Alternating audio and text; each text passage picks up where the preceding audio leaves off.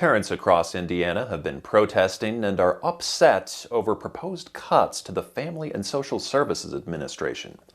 Now, the lieutenant governor is weighing in on the proposed cuts and their impacts. Emily Lolnicker reports.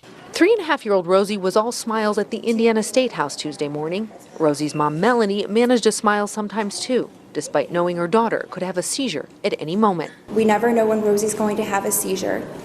And on her worst days, she can have up to 100 seizures a day. Any one of them could end Rosie's life. Every seizure propels us into a state of emergency, and it becomes a race against time. A race to get Rosie the medicine and oxygen she needs. That's how it's been for Melanie since Rosie was diagnosed with a rare form of epilepsy when she was just an infant.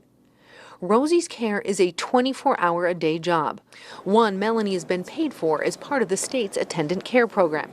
Now, because of a massive shortfall to the state's Medicaid budget, FSAA has proposed cuts to that program. Medically complex children are not scapegoats for their budgetary incompetencies. Under the FSAA proposal, these parents would no longer be paid to care for their own children. They get $10 to $15 an hour.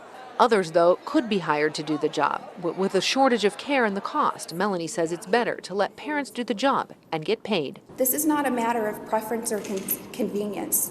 This is an absolute necessity. FSAA wants to move parents to a different program that would give them a daily stipend to pay for care.